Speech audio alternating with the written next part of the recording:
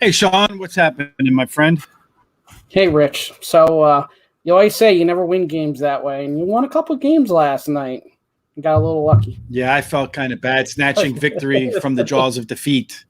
Both. Well, actually, so I didn't feel so. I didn't feel like I robbed the bank, so to speak, on the first one, on the over, because that game should have gone over. It can't help it that Gardner Minshew doesn't know how to throw a ball at the 1 yard line, apparently. And then their kicker, field goal kicker, Lambeau, missing a what's essentially a chip shot in the NFL nowadays. So I didn't really feel that game. As I say all the time, my friend, the best basketball player I ever met, Paul Guccione. Paul, if you're listening, my friend, look me up, gtsrichb@gmail.com. Love to get together. But as he used to tell me all the time, Rich, if you take an open shot and it doesn't go in, you still took a good shot. So I would rather lose a bet but have gotten everything right, except that the players didn't execute, because that means next time around I'm going to probably be right and put a winning bet in, versus going against myself like I did with the Seattle-Oakland game last night. If I had lost that one, then I would have felt stupid. Do you know what I mean? Because I went against my numbers, but I just thought the pitching matchup favored the Seattle squad. But unfortunately, that part didn't even work out right. Yeah, so it was just at the end when the closers blew it for Oakland. I did what you do. I went to bed. Yeah, I was gonna say the best thing for you is I went to bed and Oakland was up 2-0. That was the best thing for you. As soon as that happened, the tide must have switched. Well, it was 2-2. Yep. The Seattle scored like 2 runs, I think in the 6th inning or something like that. And then Oakland. In the bottom of the inning, took it back, and then after the bottom of the 8th, it was still 3-2. Went to the top of the 9th. I went to bed. I figured, okay, good, Sean got one, and then I woke up in the morning and looked at my phone real quick, and I was like, oh, the Seattle came back and won. So that's I'll take it. I feel like the football game we were kind of both right. You said Winston was going to take his shots; they were going to play, and they did. Chimera didn't play, and there were some other guys who didn't play, so then it slowed down. And Hill. I mean, I'd have to imagine Winston's the starter at this point. I mean, there was no contest last night at all. I think he's going to be the starter. So for the fantasy people out there, go out and make sure you draft Jameis Winston. Or if someone didn't draft him, go ahead and pick him up. Although Michael Thomas being out, I think is going to be difficult for him, because Jameis is one of those quarterbacks that likes his guy and throws the ball a lot to his guy. And I think that guy for sure in New Orleans has been and is going to continue to be Michael Thomas. He's just injured right now and out. So I expect that you'll see Jameis's numbers come up when Michael Thomas comes back, but he could struggle in the beginning and open that door up for Taysom Hill again if he doesn't. Yeah, I mean, the biggest thing, he's going to put up numbers regardless. So fantasy football, he's going to be good. It's just a matter of how many interceptions does he throw to cost the Saints games to where they look at Taysom Hill. The thing is, too, if they put Taysom Hill in as a starter, he's colorblind. Yeah, exactly. If you put Taysom Hill in as a starter, you also lose that flexibility with different play calls on bringing him in too. So they have a lot of flexibility by naming Winston the starter and bringing Hill in on special plays. Yeah, maybe. I think Jameis has proven he can throw the ball, but he's also proven that he can throw it to the other team. So yeah. He's I think he's the only quarterback in history to throw more than 30 touchdowns and 30 interceptions in the same season, right? Yeah. That was a pretty amazing season. He was great for fantasy football. Speaking of fantasy football, we're 2 weeks away, and we opened up the Moneyline Madmen, and I've been unfortunately super duper busy the last couple of days, but there are going to be some regular things that we put up on Moneyline Madmen. They won't cost you anything other than the fact that you're going to have to register. And registering means just becoming a member on the site. No big deal, no cost, no nothing, at least for now. And we're going to put up our fantasy football rankings, and starting tomorrow, instead of using the show to talk about our golf picks, which have been pretty good, we're going to put those over on moneylinemadman.com. So make sure you go over there, register for your account. It's just like a social site like Twitter or Facebook. Connect with people, and then let's just make a great big community of sports betting fans and people who like to make money. We'll put some stock ideas up there from time to time if I see something in my side gig that works out pretty well in terms of I like its prospects. Sound good, Sean? Yeah, sounds good. And I'm always checking in too. So if anybody has any questions or wants advice on anything or just to talk sports, just post and I'll reply. We're still in our infancy, so don't be upset when you open up the door and there's not a whole lot of room in the furniture in the room yet. We just got done closing on the house. We just cut the string and we put the key in for the first time. And yes, the rooms are barren, but we're planning on filling them up with some top-notch furniture and and state-of-the-art technology, and of course some classic art, right, Sean? Yeah, exactly. All right, so today we're going to talk a little bit about baseball because there's really nothing else to talk about, right? I mean, that's the only show in town today. It's baseball. So we've got a pretty good roster of games right now. Seattle and Oakland are in it looks like the third inning, and Seattle just took the lead again. So I hope you didn't play Oakland in your account beforehand, Sean. No, I didn't, but I did hit some yesterday. I needed your Cubs to come back yesterday on a 14 parlay, $10. I got $120 back, and it worked out. So I made money last night despite losing 2 bets to you. What was the final count in that game? It was over your 9 or whatever. It was like 6-4. Yeah. Was it? Yeah. I figured today's another day in Chicago too. It's hotter today than it was yesterday, and the wind is blowing. When it's hot, the wind tends to blow from the west to the east, which means the wind will be blowing at Wrigley Field out to the outfield. Hot days, wind blowing to the outfield usually makes Wrigley Field a little league ballpark, and you should see some home runs. So that'll be a big plus right there. So let's go ahead and get into the games for today. The first game on the roster that's not playing is Arizona versus Pittsburgh. And depending upon if you like Pittsburgh, you can get a pretty nice line on the home team. Got Madison Bumgarner versus Brubaker, lefty. Madison's been pitching lights out for the last month. First, I thought maybe I'll take some value on the Pittsburgh Pirates team. They have the better power ranking number. They have the better run differential at home versus Arizona. But when I saw how well that Madison's been pitching late, he's found the fountain of youth, and that took me off this game. Yeah, so I'm actually on Arizona this game, and this is one of my most confidence games tonight. The only thing is you're playing Arizona, but they've been better. Bumgarner's given up 6 runs in the last 14, 22, 28 and 2/3 innings. And then you go the other way, Brubaker, he's given up He gives 15, up run 20, like Pez gives up candy, huh? 20 runs in the last 14 innings. So he is just giving up a ton of runs. So Arizona, I see -115. I'm jumping all over Arizona in this spot. Well, you can get him as low as 112. So you can book him for -112, Sean. Right now, about 3/4 of the bets are on the Diamondbacks, and a little bit more than 80 cents on the dollars chasing the team from Arizona as well. I can't do it because unlike yesterday with Seattle, who I feel like is playing better baseball than Oakland at the moment, all my numbers point to the Pirates minus the pitching matchup. Well, so once the pitchers are gone, that could make things different. Also, Pittsburgh's the worst versus lefties. They're 9-28 versus left-handed pitching, so they are awful against left-handed. So you're awful against lefties. You're getting a Madison Bumgarner who's going 7-8 innings, so it's not even like you're going to really see the bullpen. You're going to see the bullpen for an inning or two. It smells like Arizona all the way for me. Smells like Arizona. Los Angeles Angels and the Baltimore 1-19 in the last 20 Orioles. Brutal. And yet they're only a -124 favorite, the Los Angeles Angels, versus Baltimore. And they have the better starting pitcher, according to advanced metrics, by a wide margin. This game, it just smells funny to me.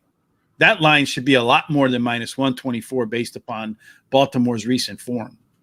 Yeah, and Dylan Bundy hasn't been pitching great, but he's been pitching better than what he's been pitching in the beginning of the year. And Spencer Watkins has been giving up runs. So this is another one. I don't know. I like road teams today. I like the Angels here. The only thing that would scare me is that the line is so low. But, I mean, Baltimore's not going to turn it around anytime soon here. So you're betting the Angels here? Yeah, I'm taking the Angels. Official play. And when you look at the money, which is kind of, it makes me a little even more nervous.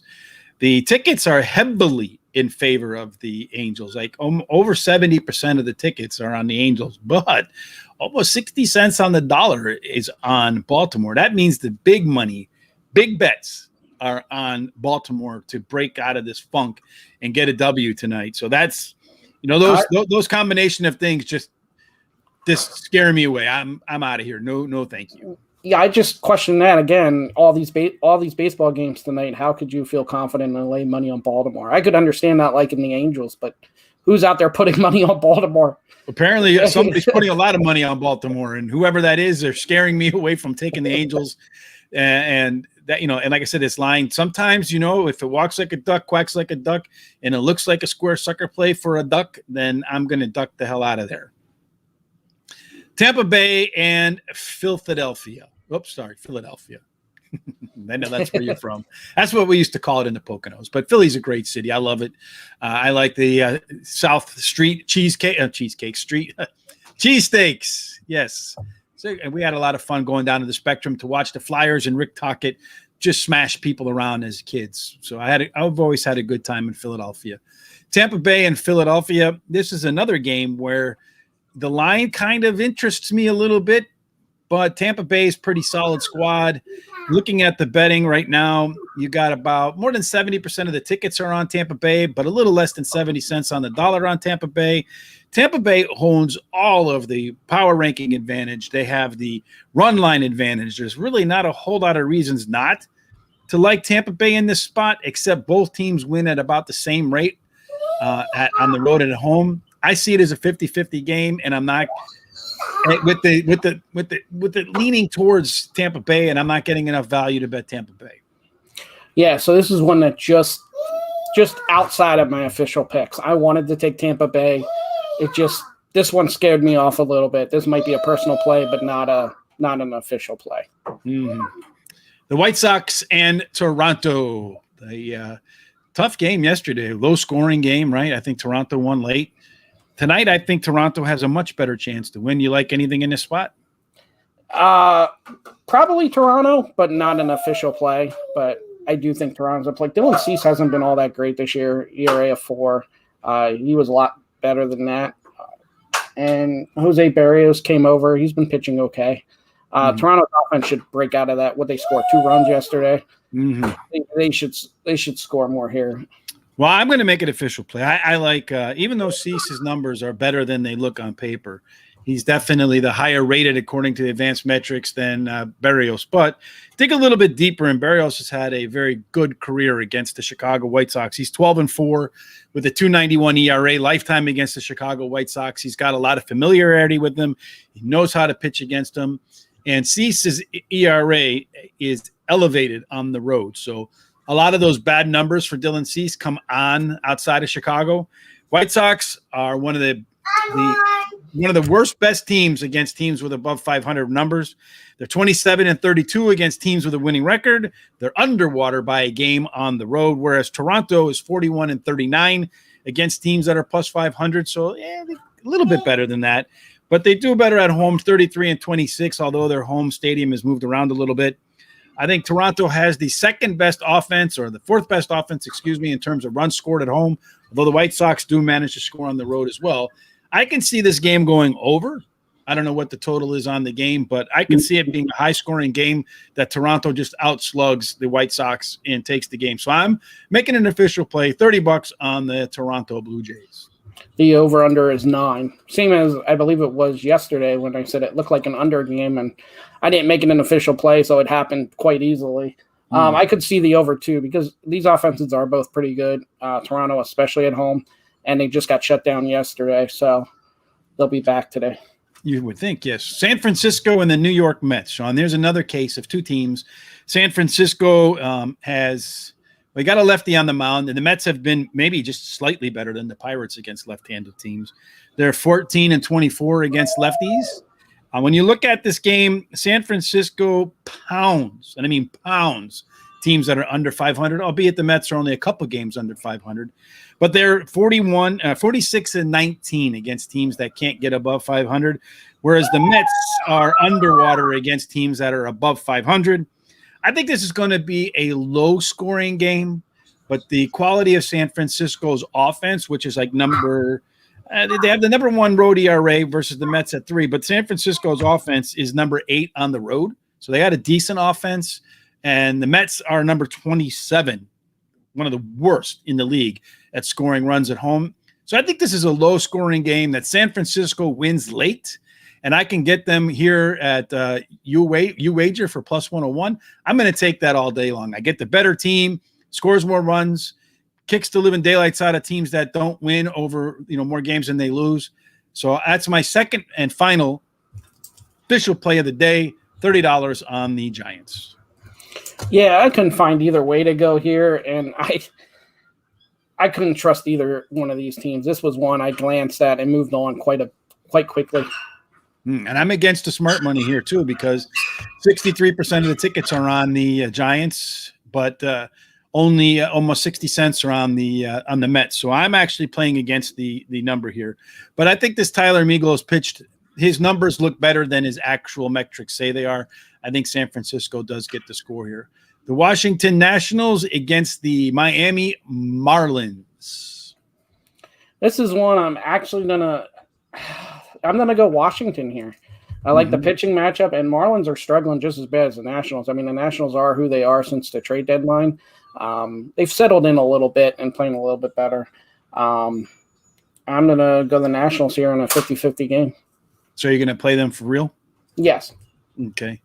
For me, on the Washington Nationals game against the Miami Marlins, let's look real quick, and then we got to get to a question from Drew about the spot there in a soccer game, which I think is coming up on Friday, so we'll talk about that. In the Washington game right now, you're looking at the majority of the money being on the Nationals, and the majority of the tickets are on the Nationals. But the one thing it makes me cautious in this spot is Miami is a much better team at home. They do a much better job of pitching at home than they do on the road. I think they're like the fourth best or third best team by ERA pitching at home. So that kind of scares me against a third-rate Miami Washington offense. So let's go ahead and get to Drew's question. Drew wants to know my question, which later, why is in the New York Football Club a $160 favorite versus the New England Revolution 220? Shouldn't that be the other way around? It depends on where they're playing, and I haven't taken a look at my metrics yet. I looked to see today if there were any MLS games today. There weren't, but my guess would be, just based upon what the numbers are, that New York is at home and the New England Revolution are on the road. There's a big advantage to playing home in the MLS. It's one of the reasons why I love to bet the MLS, is because the MLS, 60% of the time, the home team actually wins the game. So you should constantly be getting negative lines, money lines, when you're betting home teams because of the high hit rate of home teams in the MLS.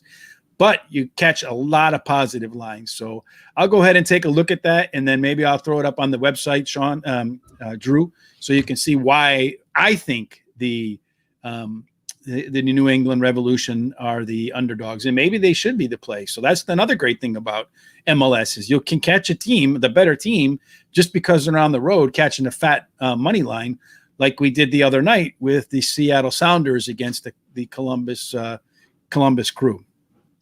So let's get back to baseball, Sean. So you made Washington an official bet. Yes, I did.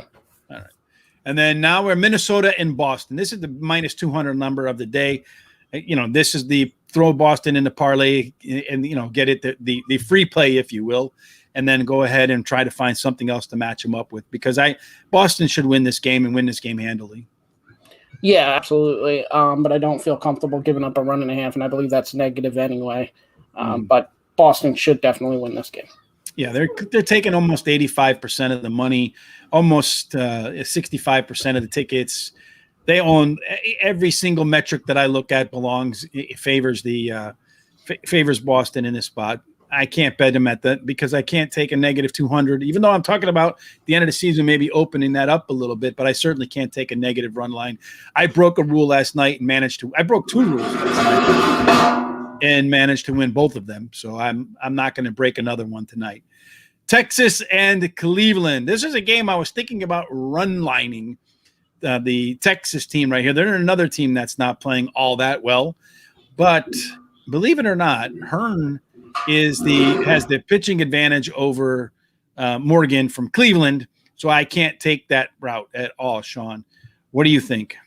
Yeah, I'm with you. I couldn't do either. This is another one you probably put Cleveland on a parlay. I would do that. But as far as anything else, I'm not going to touch it. Yeah, I just don't like the pitching matchup because Morgan has gotten hit. Yes, and Hearn. When you look at the advanced metrics, they favor Hearn pretty aggressively. So I know Texas has really struggled to run since they traded away some of their offense, but Cleveland at times can be very difficult to predict in terms of what their offense is going to produce. If I were going to play Cleveland, I probably would not take them at minus 220. If things play out the way my statistics and numbers and analysis say they will, Cleveland should probably run line and win this game. And if they do, I think they'll win by more than 1.5. So they'll win by 2 or more. And I think you can get like plus 125 on Cleveland. Let's see, Cleveland, you can get as much as plus 117. That number's actually come down.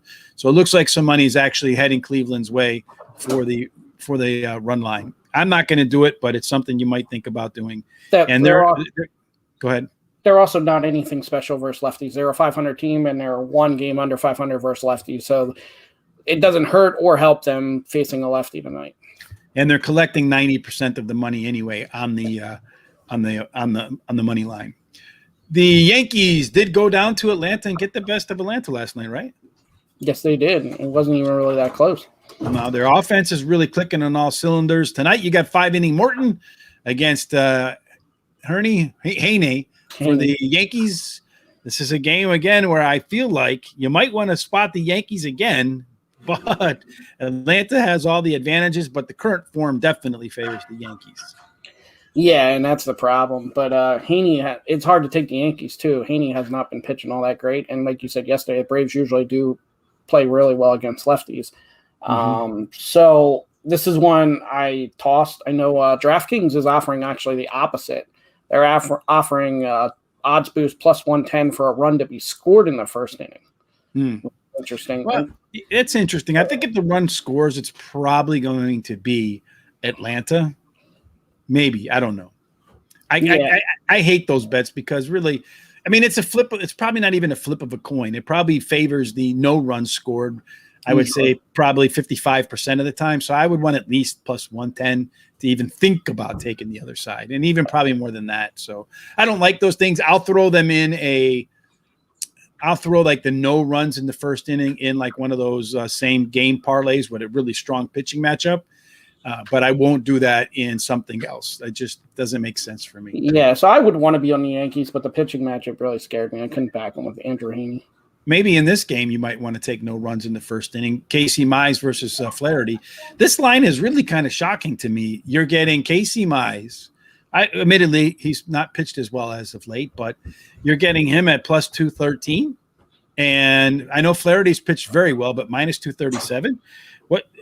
Vegas is basically just asking you, begging you, pleading with you, please, please, please bet Detroit. And I'm not biting. Yeah, I mean, Cardinals are going to win this game with Flaherty pitching. Flaherty's going to be able to shut down this Tigers offense. Tigers offense ain't as good on the road at all. So that's where the line's gone. And also Casey Mize, like you said, he's been getting hit lately. So yeah, he's lost some velocity. When we were watching him play, I see his velocity's down. Yeah, I mean, yeah, for a St. Louis team, this line is quite elevated. Crazy. But they should win the game. And they would be one I would look to put on a parlay with another team or two. But if Mize were to get a second win, maybe he had a little bit of tired arm. Maybe if his arm, responds, I can't do it. Because if he does pitch well, I mean, he was the first pick in the draft. He should be pretty good. Marquez versus Steele, the Cubs in Colorado. Again, another warm night in Chicago. I expect that you're going to see this some runs scored here. I know Marquez is a good pitcher. You're getting a plus line with the Chicago Cubs, who have they have the run line advantage. They have the power ranking. I agree with most of that. The power ranking is recent form for me. The run line is a seasonal thing. But I still think the Cubs have a good shot at winning this game because I expect it to be a run fest, and you're getting plus 124 for the Cubs. Looks like the betting public disagrees with me because the Cubs they're taking in less than 15 cents on the dollar, whereas Marquez and his Rockies are taking in close to 90 cents. Yeah, I like the Cubs more yesterday, and even that didn't really pan out. They only came back at the end to win. Going against Marquez here, I don't want to bet Colorado on the road, and I don't want to go against Marquez with a bad Cubs team. So this was a pass for me. Let's see what the total is. 9 runs. Is that right tonight? Yeah, that's right. Yeah, I think they'll go over 9 again. I don't know what's the over. It's both a -110. I'm not going to play it, but how many times have I told you, Sean? It's hot and humid here. The game's going to go over, and how many times has it gone over? Yeah, I think I'm almost 100% on those. Yeah, you're probably like 5 out of 6 or something like that at least. Yeah. So you're pretty good with that. Yeah, understanding the weather in Chicago and how it plays in Wrigley Field is a huge advantage, I think, for the better. Cincinnati and Milwaukee. Here's another game I think you might be able to do no runs in the first inning because Burns is probably not going to give up a run in the first inning. So it all comes down to, does the Milwaukee offense score a run? And, their offense can be at times a difficult, difficulty scoring. And oddly enough, they've struggled against Cincinnati, so especially at home. So if I were going to do a no-run first inning, plus it's the lowest total on the night, it looks like 7.5 runs. So they're not expecting a lot of runs in this game. I think that might be a good no runs first inning number right there, Sean.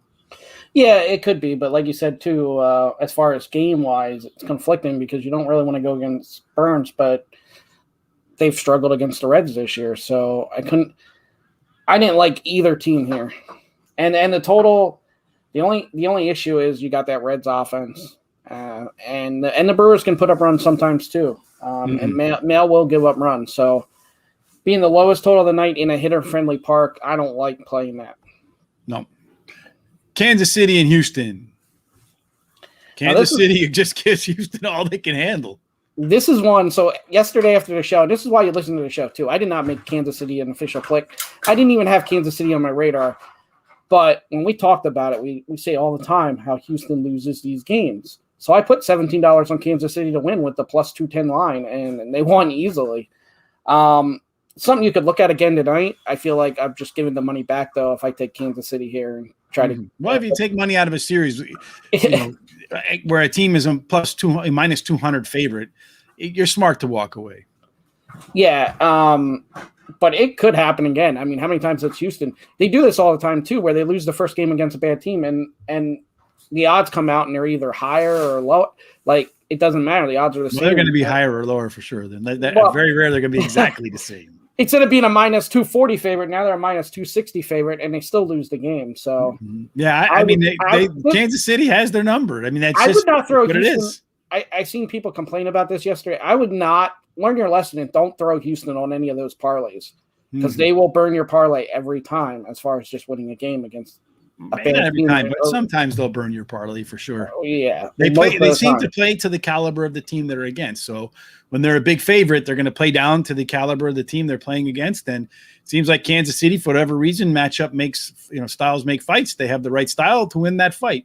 Last game is the Dodgers and San Diego. So, if there's a home team, and I know San Diego's struggling, but this is another case where San Diego seems to have the better of the Dodgers. And believe it or not, Pierce Johnson is the better pitcher in this spot against Julio Urias. At least this year he's been anyway, maybe not career-wise, but Julio Urias has struggled in San Diego. He's got an ERA over 6. All my numbers say take the Dodgers. And if you look at the bets, all the bets are on the when you look at the numbers, the Dodgers are taking in the majority of the bets, the majority of the money. Everybody's running away from the struggling San Diego squad. Woo, Sean, I'm close.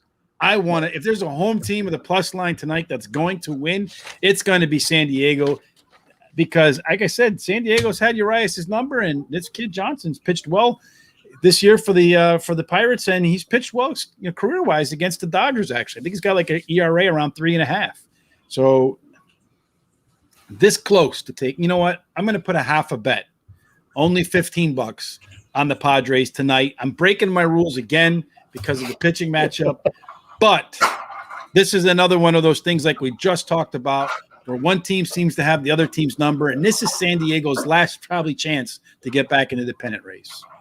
Yeah, it is. And the thing that scared me away here is I looked at the pitching matchup and I looked at the team, and you got the Dodgers, and the Padres just aren't playing that well. I really wanted to go to the Dodgers, but the line scared me here. And I know San Diego does play LA really well, and they need to win these games to have any shot. Well, I'm going plus 125, Sean, for half a bet, $15. Yeah, so I stayed away from it. I found 3 other plays that we already talked about, but it's one that I wanted to go LA. And the line scared me because I thought I know if you wanted to go LA and I wanted to go San Diego win in the 9th inning. Game over. Book it. That's the only time you win in the 9th inning, apparently. Is when yes, when I go against you, so that you can get more angry. But the good thing when we go against each other is someone has to win. Yeah, somebody will get the good fortune of something stupid happening, like a blown save. And just so you know, we don't ever talk about who we're going to pick beforehand. So it's just kind of, and that's why I think there's only been 3 that we've disagreed on so far. So that's it for me. I like the Toronto Blue Jays. I don't know what their number minus. Sean, what did you write down for that? I actually missed. I didn't get to write that one down. All right. So Toronto, the Blue Jays I'm getting minus 123 for the Blue Jays. And then for San Francisco, I'm getting plus 101, which I can't believe. Head on over to that book right away. And then I'm taking the half a bet on San Diego. And what is your recap, Sean? Plus 125 for San Diego for you. I got Arizona over Pittsburgh at minus 112. The Angels over the Orioles at minus 124. And then Washington over the Marlins at minus 105. Hey, all road teams. Woof. Road teams only win about 46% of the games in Major League Baseball, Sean. So yeah, well, hopefully I hope you come away with 2 out of 3, if not 3 out of 3. Well, like I said, if I would pick one of them, if you told me I had to pick one, I'd be all over Arizona tonight with Madison Bumgarner going against Pittsburgh. All over Madison Bumgarner, all over the old man, giving some love to the guys who need to take that plus 50 vitamin like myself. And it's the other way too. Brubaker's just been awful, so you're getting the really good versus the awful as far as the pitching matchup. So if it comes down to that, Arizona should win this easily. All right. Fantastic. So as I mentioned, tomorrow normally we do golf. But tomorrow I'm going to put the golf rankings on Moneyline Madmen. It's going to be behind, so you're going to have to be logged in to view them. They've paid well. Last week, yesterday I mentioned John Rahm didn't win. He ended up finishing 3rd, but he was still in the top 10. So we got 3 out of our 5 picks home, and I think the total was like plus, what was it, Sean? Like 410 or something like that. Yeah, on 3 golfers. And I play a lot of these things in daily fantasy, like with DraftKings. So I'll put my rankings out there, and then you can go ahead and make your teams off of that as well. I make money off it. I haven't won one yet, unfortunately. Can't wait to win one, but eventually I will. I've come close a couple times. We'll also be doing the same thing with the NFL fantasy. We'll be putting the fantasy rankings on there, as well as player props that might go. That all will go on the website behind username and password. You won't have to pay for it, at least not yet. If it starts to really be productive and profitable, if you want to tip us in the tip jar, that would be great. Until we meet again, folks, make sure you hit that subscribe button down there for YouTube, as well as follow us on Facebook or Twitter. Give us a like or follow us on Twitter. And then make sure you tell your friends about us, because there ain't no way, if you've been following my plays, you haven't put some money in your pocket. So if you're putting some money in your pocket, you can kindly tell some friends about us. We'd appreciate that as a kindly return gesture. Sound fair, Sean? Yeah, and if you're fading me, you're making a fortune. So dude, you're a billionaire. You're ready to take on Elon Musk in the space war. You know what happens though? The more the people fade me, I'll turn it around and it will go the other way. Well, no, man, it's better to be predictable, son. Well, if there's one thing in my life I've always been told, I definitely am predictable. Well, that's okay. Predictable is another way of saying boring and unreliable, but that's all right. Just kidding, of course, Sean. Yeah. All right, folks, until we see you in 23 hours and 30 minutes, as always, may all of your tickets be winners.